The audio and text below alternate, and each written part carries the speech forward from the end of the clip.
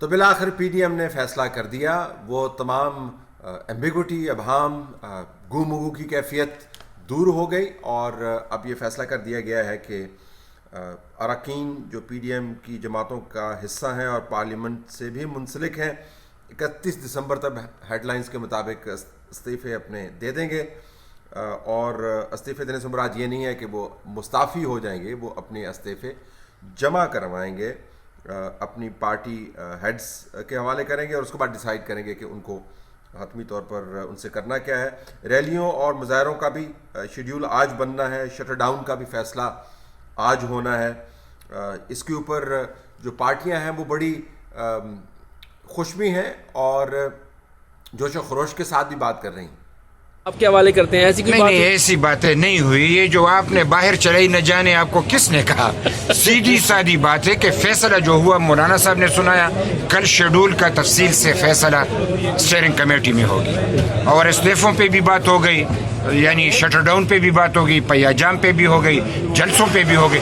تو آپ کیا چاہتے ہیں؟ اگر کل ہی ختم کرنا چاہتے ہیں تو بسم اللہ. مریم نواز کے الفاظ میں پی ڈی ایم اس وقت اٹیک موڈ میں ہے. یہ آپ کس قسم کے سوال کرتے ہیں بھائی؟ کیوں ڈیفینسو؟ ہم تو اٹیک موڈ میں ہیں. مریم نواز، مریم نواز. اب یہ اونٹ کس کروٹ بیٹھے گا، یہ اگلے 2 مہینے کے اندر اس کا اظہار ہوگا. پی ڈی ایم نے اپنے آپ کو ایک بڑے لائیول کے ساتھ منسلک کر دیا ہے. اب اتنی بڑی ہیڈ لائنز بنوانے کے بعد اس سے وہ بیک ٹریک نہیں کر سکتے، تو وہ نیکسٹ لیول جس کو کہتے ہیں اسٹریٹجی کے اندر، اس کے اندر چلے گئے ہیں. استعفے صرف مرکز میں ہوں گے یا صوبوں کے اندر بھی ہوں گے، یہ دیکھنا ابھی باقی ہے، اس کے اوپر فیصلے ہونے باقی ہیں. اسلام آباد کی طرف چارج انہوں نے کرنا ہے، اس کی تاریخ کا بھی انتظار ہے، لیکن اس میں بہت مہینے نہیں لگیں گے.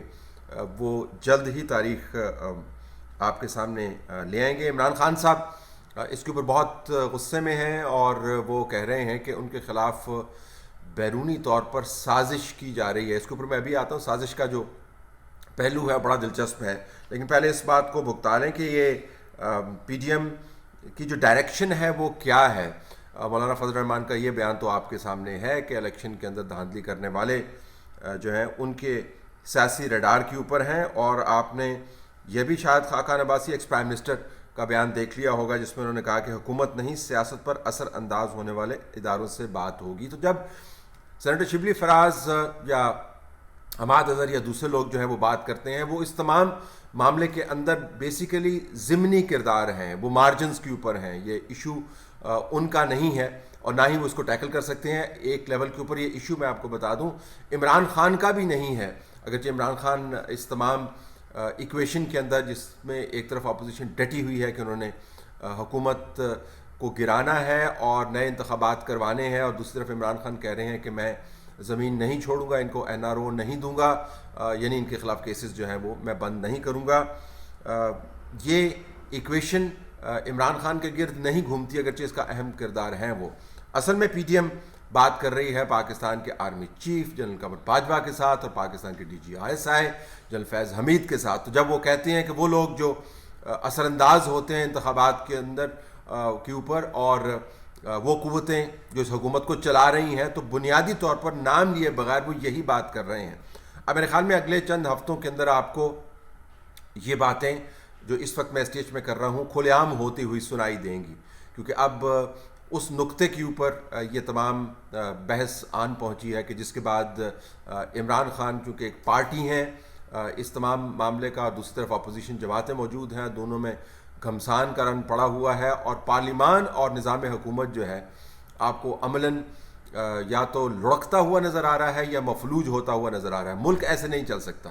یہ کہہ دینا کہ ہم ضمنی انتخابات کروا لیں گے، ایک بات کرنے کے اندر تو آپ ایک جملہ فٹ کر سکتے ہیں، لیکن نظام کو آپ ایسے نہیں چلا سکتے. جب بڑے پیمانے کے اوپر سیاسی قوتیں کسی نظام کا حصہ بننے سے انکار کر دیں، اور نہ صرف انکار کر دیں بلکہ چپ کے نہ بیٹھیں اور اس نظام کا گھیراؤ کریں، تو پھر وہ نظام چل نہیں سکتا. آپ جتنے مرضی 30 مار خان ہوں، آپ جتنی مرضی چھاتی پھلا لیں، جتنے مرضی غصے کا اظہار کر لیں. نظام ایسے نہیں چل سکتا. یہی جمہوریت کے اندر ایک اہم ترین ایشو ہے کہ آپ اس کو ایک پہیے کے اوپر گھما نہیں سکتے. ایک پہیے کے اوپر گھومتا رہا ہے نظام پاکستان میں جب آپ مارشل لا لگاتے ہیں. تو کہا جا رہا ہے کہ ایک ڈیفالٹ آپشن یہ ہے, شبلی فراز صاحب کے ایک بیان کے مطابق, کہ جو جلسے جلوس کرتے ہیں آخر میں ان کو بھی کچھ نہیں ملتا. اس طرف اشارہ کرتا ہے کہ اگر لڑائی بہت بڑی تو پھر مارشل لا لگ جائے گا. اور ہم اس سے پہلے اس پروگرام کے اندر آپ کو بتا چکے ہیں کہ اس قسم کا کوئی تجربہ کرنے کو تو آپ کر لیں گے, لیکن اس کو سسٹین آپ نہیں کر سکتے, اس کو سٹیبلائز آپ نہیں کر سکتے. دنیا بھر کے لوگ آپ کو ارد گرد جن کا ویسٹڈ انٹرسٹ آپ کو بتا رہے ہوں گے کہ سر جی ہم یہ کر لیں گے, اور سر جی ہم ایسی پلان کر لیں گے, اور سر جی پاکستان ٹھیک ہو جائے گا, سر جی بس اگر ہمیں یہ مزید طاقت مل جائے. تو یہ سر جی کرنے والے جو ہیں وہ بعد میں سر کھجاتے ہوئے ان سوالوں کے جواب تلاش کرتے ہیں جو مارشل لا لگانے والوں کے سر کے اوپر تلوار کے طور پر لٹکے رہتے ہیں. تو پاکستان کے اندر اتنی مرتبہ تجربات ہو چکے ہیں کہ جو ڈیفالٹ آپشن جس کو آپ کہتے ہیں کہ اگر لڑائی بڑی تو ہم یہ کر دیں گے, وہ بھی آپشن موجود نہیں ہے. تو پی ڈی ایم بنیادی طور پر اس الاؤ کے اندر مزید ابھار لا رہی ہے, اس کے شعلوں کو مزید بھڑکا رہی ہے اور ہیٹ جنریٹ کر رہی ہے تاکہ ایک ایسا نقطہ آئے جہاں پر پاکستان کا army chief general Qamar Bajwa اور ڈی جی آئی ایس آئی فیض حمید وہ باتیں کر پائیں کہ نظام کو چلانے کے لیے ہمیں کس قسم کی سپیس کریٹ کرنی ہے. اب آیا وہ یہ کریں گے یا نہیں کریں گے, یہ بھی آنے والے دنوں میں واضح ہو جائے گا. اور میں آپ کو بتا دوں کہ جب بھی اب اندر خانے بات چیت ہوگی, وہ اندر خانے بات چیت نہیں رہے گی. وہ زمانے ختم ہو گئے کہ جب آپ بند دروازوں کے ذریعے لوگوں کو بلا کر بات کرتے تھے اور بات باہر نہیں آتی تھی. اب تو حالات ایسے ہو گئے ہیں, لوگوں کی ڈسپریشن کا یہ عالم ہے کہ کھلے عام بلا خطر و خوف جو ہے وہ بات کرتے ہیں. اس کا ایک اندازہ آپ کو ہو جائے گا کہ جب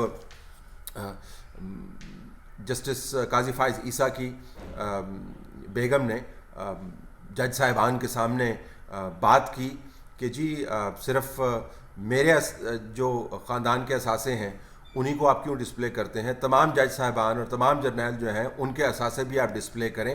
اور انہوں نے بتایا جج صاحبان کے سامنے کھڑے ہو کے بیان جاری کیا جس سے کورٹ نالاں بھی ہوئی. لیکن اب آپ روک نہیں سکتے لوگوں کو, جب آپ دیوار کے ساتھ لوگوں کو لگا دیں گے تو آپ روک نہیں سکتے ہیں. نقصان ان کا پہلے ہی ہو چکا ہے, ان کے سر کے اوپر آپ نے جو پھانسی کا پھندا لٹکایا ہوا ہے وہ ویسے ہی لٹکا ہوا ہے.